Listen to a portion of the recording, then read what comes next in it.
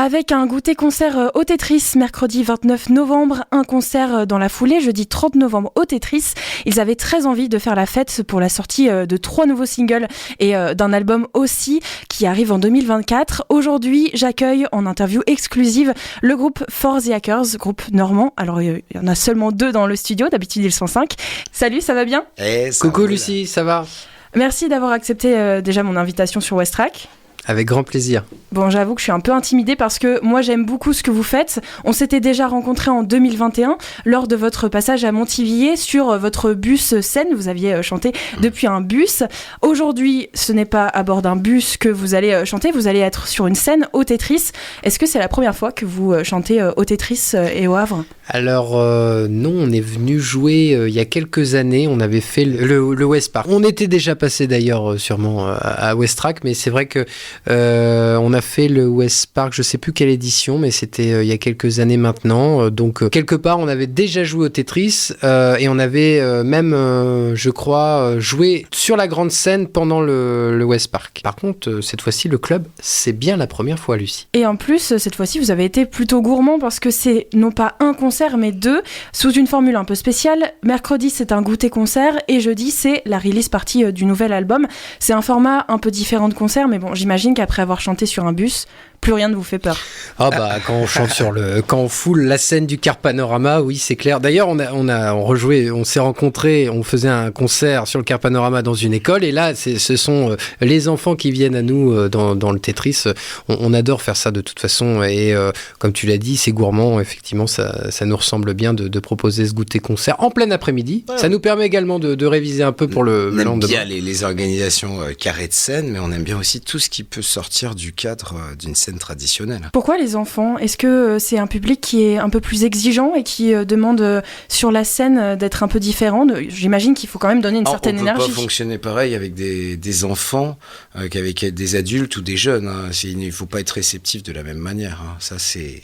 Moi, je penserais à l'inverse que justement, ils sont beaucoup plus accessibles que les adultes. J'ai remarqué notamment cette année, lors d'un concert qu'on a fait dans un collège, bon, c'est déjà des grands enfants, collège des ados, on sent qu'on passe par un petit jugement d'une ou deux chansons, mais dès que c'est lâcher prise totale. Et j'espère, je pense qu'avec les enfants goûter concert, tout dépend de la moyenne d'âge, mais il y aura un peu ce même phénomène. Je pense que l'enfant a moins besoin d'être surpris à une certaine hauteur d'exigence, donc ce qui permet d'être un petit peu plus libre et à mon avis d'emmener un peu plus loin et puis de faire de l'amuser plus, parce qu'on est des outils d'amusement, hein, au-delà d'envoyer notre message ou notre chanson avec son harmonie, peu importe, on est là pour divertir. Donc en tout cas, la mission de divertir des enfants, des ados, des jeunes, c'est une super mission. Les messages, justement, vous aimez les passer par la musique. Donc là, il y a 3 nouveaux singles qui sont déjà disponibles un peu partout.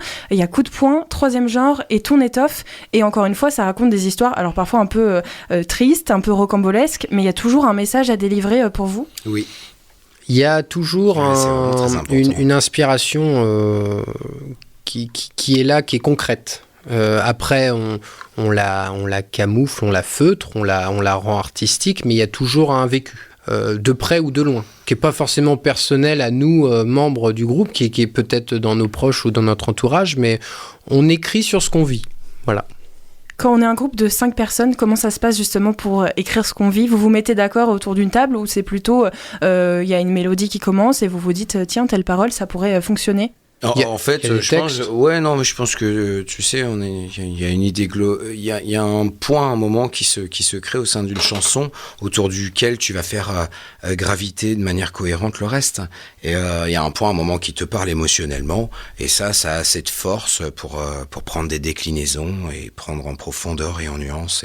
Et c'est là que ça grandit la chose naturellement. Oui, il y a d'abord une poésie, une sorte d'enchaînement de mots ou d'enchaînement de notes pour une mélodie, et puis après, nous, en concertation sur la chanson, on se dit ça les gars, c'est la métaphore de ça. Ah bah oui, je sais que t'as vécu ça. Bah oui, c'est vrai que là, oui, on peut en parler sous cet angle. Et puis de mettre en symbiose nos émotions sur quelque chose qu'on a vécu un peu communément, ça permet d'être ensemble à regarder dans le même sens pour faire ce morceau.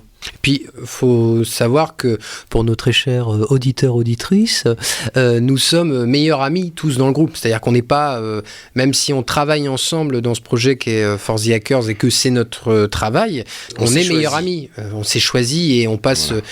C'est d'ailleurs, ça pourrait d'ailleurs sembler être un problème, mais c'est beaucoup plus marrant de travailler avec ses meilleurs amis que de travailler, même si il y a des moments de décision où un tel ne va pas forcément la prendre et que les rôles sont distribués, il y a beaucoup plus de fun et puis d'amusement. Donc on connaît les vies de chacun, donc très rapidement dans un texte et dans une idée, on sait là où on veut en venir. Et c'est pour ça qu'on collabore sur absolument tous les textes.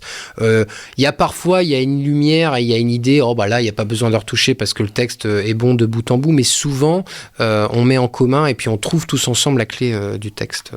Vous êtes rencontrés, je crois, sur les bancs du collège, à Criel-sur-Mer, c'est ça ? De primaire. De primaire. Ouais. L'école primaire, oui. C'est encore plus loin, donc revenons au goûter concert. Peut-être qu'on va déclencher de la passion chez certains demain. Au niveau des titres, je trouve qu'il y a aussi une certaine maturité par rapport au premier son et premier album. Sur Ton étoffe, je trouve que la basse est plus présente sur les morceaux avec un fond presque un peu plus punk rock, alors que d'habitude, on retrouve quand même cette signature clavier, mais il y a toujours la puissance du clavier. Est-ce que vous sentez vous aussi, on est loin des bancs de la primaire, est-ce que vous avez aussi mûri dans votre musique ? Alors je pense que c'est perceptible et c'est déjà un retour qu'on a sur cet album, parmi ceux qui ont eu l'exclusivité de l'entendre avant l'heure. C'est en effet, je pense, là aujourd'hui, le mot d'ordre, et en tout cas le premier truc qui visiblement apparaît aux yeux des autres, c'est cette espèce de... Ouais, je pense qu'on s'est encore plus trouvé aujourd'hui. Et que ça se ressent au travers du son. C'est une émotion qui devient de plus en plus cohérente parce que chacun a une place qu'il choisit et qu'il fait avec amour, parce qu'il a envie de faire ça. Et chacun a trouvé, en fin de compte, son encoche dans un rouage qui fonctionne bien ensemble. Et ça, c'est ça, je pense, qui se ressent, c'est que chacun est bien. On a eu un petit passage où on avait un virage un peu chanson, et puis on a rencontré notamment un monsieur qui est juste en face de nous, qui n'a pas encore pris la parole, qui va peut-être mettre le casque à un moment. Happening en direct live. J'attends la perche depuis tout à l'heure. Monsieur Savy Godefroy qui est juste en face de nous. On va vous présenter Savy. Savy que nous avons rencontré lors du tremplin VNB Fest 2022, qui était président du jury et qui est ensuite été notre coach scénique. À l'issue du tremplin. À l'issue du tremplin, parce qu'on avait gagné du coup l'ouverture du festival VNB Fest. Donc il y avait un moment de résidence et on a travaillé avec Savy, puis il y a eu un match sur beaucoup de points. Derrière, Savy a accepté de travailler avec nous sur le projet. Il est devenu un consultant artistique et stratégique pour tout le projet et pour tout ce qui gravite autour de For the Hackers. Et en fait, on est revenu sur l'opération de se dire, à la base c'est un groupe de rock, For the Hackers, et on avait un petit virage un peu chanson. Et nous, au niveau style, vu qu'on aime faire un peu tout ça, parce qu'on chante en français, on s'est posé la question. Et donc tu parles de punk rock, c'est vachement intéressant parce que on n'est pas du tout dans une thématique punk, mais en fait quand tu as des guitares, parce qu'on est quand même, je pense, ayant voir quelques concerts, on est un des seuls groupes de rock français où tu peux voir en live 3 guitares dans la gamelle, quoi. En même temps, 3 guitares en même temps qui jouent, et c'est vrai que c'est carrément punk dans la philosophie. Non mais on aime la gratte. On aime la guitare, on aime les sons saturés, donc forcément que oui, on a remis, et grâce à ce monsieur qui va prendre le casque à mon avis dans une quinzaine de secondes, à peu près, là. Je le vois, ça y est, la main qui se tend vers le casque. On a remis la guitare et le rock, la guitare en avant, dans cet album.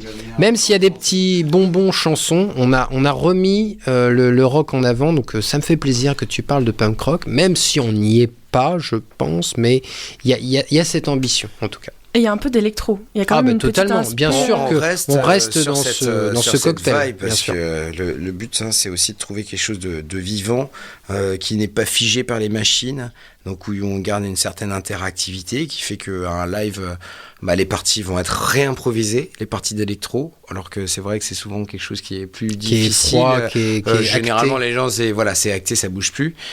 C'est de garder une espèce de côté organique avec l'instant, parce que ton public, il te demande quelque chose, quoi, tu vois, et ça, tu dois le sentir. T'as pas le droit de dire, ouais, je fais mon truc, et puis ça marche ou ça marche pas. Non, il y a une espèce de choses à sentir là qui vient de toutes ces personnes qui sont réunies et qui ont envie de prendre des vagues. Tu le sens Tu sens comment tu dois rebondir, on se regarde, on sait que, tiens, ce morceau-là, en fait, lui, il va zapper, on avait prévu ça, mais on va pas faire ça.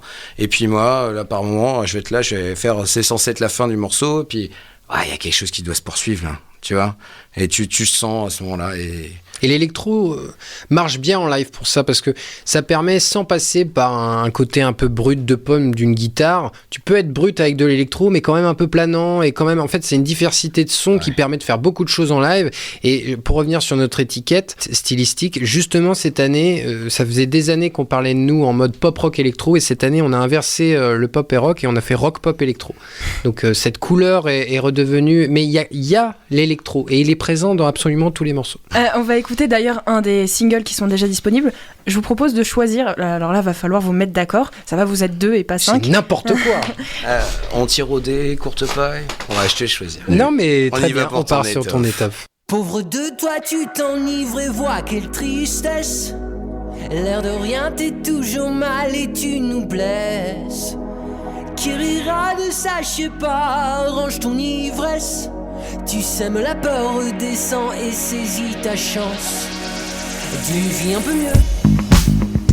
Ton lendemain ne changera rien, juste un peu plus vieux. Sans perdre la force de vivre, pour un homme tu te laisses. Tomber lâché, acheté pour quelques pièces. Change la donne, redors ton étoffe. Aucun de nous ne pourra supporter que tes actions mènent à la catastrophe. On ne l'encaissera jamais. Change la donne, redors ton étoffe. Aucun de nous ne pourra supporter tant les larmes.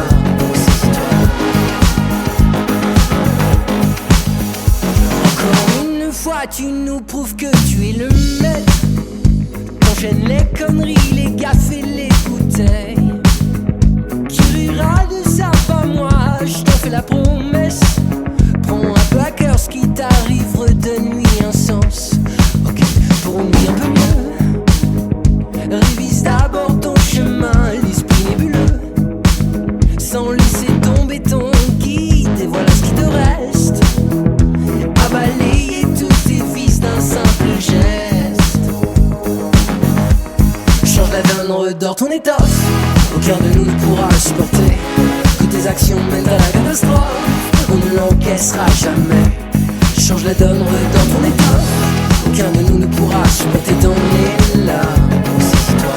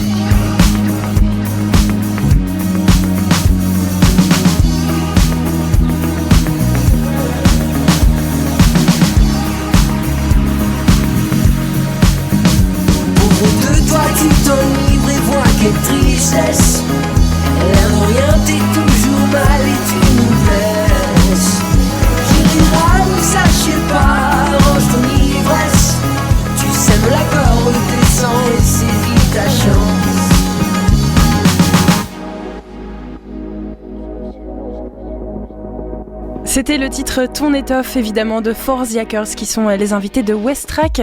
On parle de 3 singles qui sont déjà disponibles. Il y a un album qui va arriver, quand même. Oui, d'ailleurs, qu'on sort le soir même de notre release party au Tetris.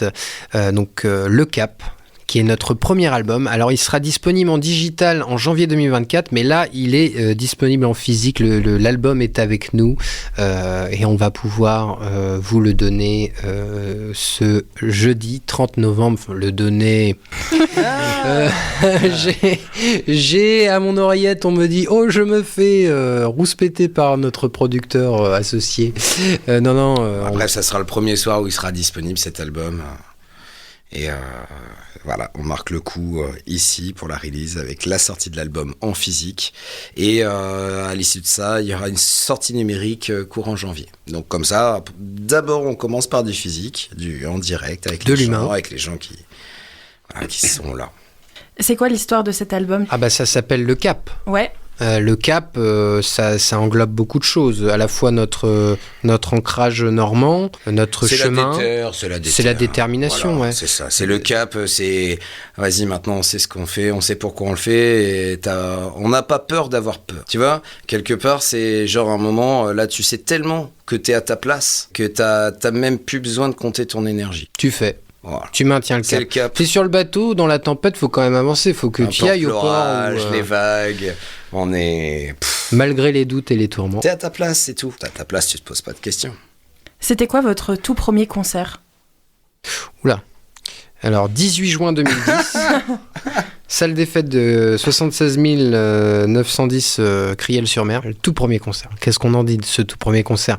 15 ans, un quart, un an de guitare dans les pattes, un an de chant, pas d'éducation musicale, directement du son, quoi. C'est les débuts. C'est les débuts, quoi. Il faut passer par là. Mais c'est pas le truc, un premier concert, de toute façon, non, c'est mais pas... faut le dire qu'il faut passer par là, parce que t'imagines ceux qui commencent là comme ça, tu vois, t'as besoin quand même d'être rassuré, de te dire, ouais, bah eux aussi, ils ont galéré, quoi. Mais puis même... Tu vois, quelque part, on peut pas se dire, fais stylé... Non, t'inquiète. Ah, mais de toute façon... Tu veux faire ce métier, de toute façon, il y a un moment... Faut jouer, faut composer. Il faut aller chercher, on peut pas... Et puis, de toute façon, il n'y a rien sans rien. C'est tellement de paramètres différents de composer une chanson, de vendre un concert, de écrire une chanson. La scène, c'est la scène. Donc, pour être ça englobe plein de choses. À l'aise, au-delà de dire pour être à l'aise sur scène, il faut faire de la scène. N'importe quelle représentation artistique sur scène, il faut la travailler, il faut la faire. Je pense que le point commun entre quelqu'un qui a 2000 concerts dans les pattes et puis 200, c'est que s'il continue à en faire, c'est qu'il y a ce goût pour ça. S'il y a du goût, il y a de la passion. S'il y a de la passion, il y aura forcément des améliorations, parce que quand on est passionné, on a envie de donner mieux ou donner plus, et plus justement. Ça peut être un message pour les amateurs ou les semi-professionnels qui ont envie de se professionnaliser. Plus tu aimes, mieux tu fais. Exactement. Il faut jouer. C'est comme ça qu'on passe le cap. C'est comme ça qu'on maintient le cap. Parce que passer le cap, ça voudrait dire c'est terminé, c'est achevé. Alors que je pense que la carrière artistique, c'est jamais terminé, et en même temps, ça n'a jamais commencé. Je pense que quand on voit... C'est marrant parce que, aparté total, j'ai vu un bout de Hervé Villard sur le plateau d'Ardisson, et qui est en face du chanteur de Placebo. Placebo, le chanteur est français. Donc déjà, il y a un choc culturel. C'est une émission qui a 15 ans. Mais aujourd'hui, tu parles en 2023 du chanteur de Placebo et du chanteur... Hervé Villard, t'es déjà extraterrestre. Mais déjà, il y a 15 ans, c'est un choc également culturel. Mais qu'on parle il y a 15 ans, ce sont des stars. Et des stars depuis même avant les 15 ans où ils passent chez Ardisson. Enfin, tu vois, il y a un côté... Aujourd'hui, dans la tête de beaucoup de gens, ces gens-là ne sont pas du tout des stars. Pourtant, ils l'ont été. Et comment eux se considèrent face à leur musique, face à cette quête artistique de l'accomplissement ou quoi. C'est pour ça que je te dis que finalement, la carrière ne commence pas et elle ne se finit pas. Je pense qu'il y a un effet qui est quand tu es en haut de l'affiche où tu as l'impression que tu es à ta place, alors qu'en fait, ça se travaille tout le temps. Et c'est une question d'équipage et d'interaction humaine qui fait que là, on tape bien. Mais je trouvais ça intéressant, parce que Hervé Villard, moi personnellement, je connais une chanson, je suis de 94, je connais 2 noms, je sais que c'était inscrit en monument français, tu vois, et encore que ça serait discutable ou pas, je ne sais pas, mais tu vois, le relief est vachement intéressant, je trouve. Ma prochaine question, c'était qu'est-ce que vous écoutez sous la douche ? Mais du coup, est-ce que... Hervé Villard. C'est ce que j'allais dire, est-ce que tu écoutes du Hervé Villard sous la douche ? Non, des chansons un peu péché mignon, un peu honteux, vous en avez ? Honteux, c'est un peu la honte d'écouter ça. Non. Moi, ça m'arrive d'écouter, je sais pas du Britney Spears, mais... C'est génial aussi. Ça. Bon, ouais, c'est bien. Le petit Yuki de Richard Gottener. Le gentil petit Yuki. Un peu de Patrick Sébastien quand il commence à être tard. Non, sous la douche. Non, mais c'est pas que sous la douche, c'est le péché mignon. Oui, le péché mignon. C'est le truc un peu qui doit être ringard, qu'on ne devrait pas écouter parce que par réputation, c'est pas terrible. Ringard. Tu vois, Patrick Sébastien, c'est un artiste, hein, on est d'accord, mais c'est dans le côté où ça réunit les gens dans la fête du village. Quoi. Je sais pas. C'est vrai. Non, moi, un petit Richard Gottener, c'est pas aussi ringard, mais c'est un petit côté humoristique. Moi, j'aime bien. Vous avez une habitude, surtout que vous êtes amis, donc j'imagine qu'il y a une certaine cohésion d'équipe avant de monter sur scène. Vous avez une petite habitude, un truc que vous faites, je sais pas, est-ce que vous êtes stressé sur scène quand Oui, on a un cri de guerre. On n'est pas stressé, non, mais on a un cri de guerre, ouais. C'est quoi on n'a pas le droit de l'entendre. C'est complètement... c'est intime. Intime, exactement, c'est le bon mot. C'est un truc avec des chakras portatifs, là. Non, on peut pas y toucher comme ça. Non, mais c'est une espèce de petit chant pour se donner une hymne. Je sais pas comment on peut appeler ça. C'est un truc d'union. Voilà. C'est comme l'équipe de foot avant de rentrer sur le terrain. Voilà. C'est comme les All Blacks. C'est un truc synchrone qui fait que tout le monde se transmet l'énergie. C'est un peu un tous ensemble. Hey. C'est le point de départ d'un truc. Tu vois, c'est le point de départ où tu dis vous êtes joueur dans l'équipe, c'est parti. On ne fait pas de cris de guerre avant n'importe quoi. On ne fait que des cris de guerre avant des concerts. Donc là, il va y avoir 2 jours de concert. Demain, il y a cri de guerre. Hein, ouais, bien sûr. Il faut savoir aussi que c'est un truc, tu sais, les trucs qui sont répétitifs, ils te permettent de calibrer autre chose que le truc. Là, tu vois, tu fais ça, et derrière, en fin de compte, quand tu vas entendre tes gars, tu vas entendre ce petit moment-là. Et il va te traduire un petit conditionnement, un conditionnement de chacun, et qui va aussi te dire voilà comment moi je sais comment il faut faire parce que lui je le sens dans la manière de le faire en grande forme ou machin. Ou il est en trop grande forme. On va tenir un peu plus le navire, on va compenser, ou on sait qu'on va pouvoir se reposer plus. On s'arrange entre nous, quoi. Pour rebondir à une question de tout à l'heure, en fait, il y a un moment où faire de la musique tous ensemble est un tel plaisir que, en fait, c'est la récréation. Bon, il y a des moments de travail intenses où quand on travaille la musique avec Zoom, bien sûr, pas avec Zoom le fait de la travailler en télétravail, on zoome sur notre matière à ce moment-là, forcément, il y a des hauts débats, il y a du travail, il y a de la précision, il y a un côté répétitif dans une répétition et dans plusieurs jours de répétition qui peut être aussi un peu abrutissant, mais qui est très important pour élever la musique. Mais après, le fait de la jouer tous ensemble sur scène, dès que le travail est passé, c'est une telle libération, une telle récréation que nous, en tout cas, on en prend du plaisir. Et les problématiques sont comment maintenir ce plaisir. C'est-à-dire que quand on voit qu'il y en a un nous qui peut-être là ne prend pas le plaisir qu'il devrait, si ça arrive, c'est là où nous, on pose un réel travail autour de nous. Là, on est en résidence actuellement, Lucie. On est en fin de journée de résidence. Donc là, on zoome vachement sur plein de trucs sur le concert. Mais le fait après de jouer, c'est là qu'on se sent mieux, on se sent libéré. C'est là où on l'exprime, la matière. Mercredi et jeudi, c'est spécialement pour la sortie du nouvel album. Est-ce qu'on pourra quand même espérer entendre une ou deux des chansons précédentes des singles déjà sortis ? Oh, bien sûr. Oui. C'est une release party. C'est la fête. Pour reprendre les péchés mignons sous la douche de Dave de Patrick Sébastien, c'est la fête. Il y aura un bon vieux Baby Shambles. Il y aura 4 exclusivités qu'on n'a pas du tout jouées. Il y aura des morceaux de l'album qu'on a déjà joués dans l'année. Et puis il y aura aussi des plus vieux morceaux. Merci. On se retrouve donc sur la scène du Tetris mercredi pour le goûter concert. Jeudi, c'est la release party. Et puis les 3 singles sont déjà disponibles évidemment sur les plateformes d'écoute. On va aussi les diffuser sur Westrack. Et puis on se quitte avec, j'ai envie de dire quand même un petit cadeau, Baby Shambles de For the Hackers. Merci à vous deux. Merci beaucoup, à très bientôt. Merci. Savoir que t'es si belle, ou que tu ailles plus rock'n'roll.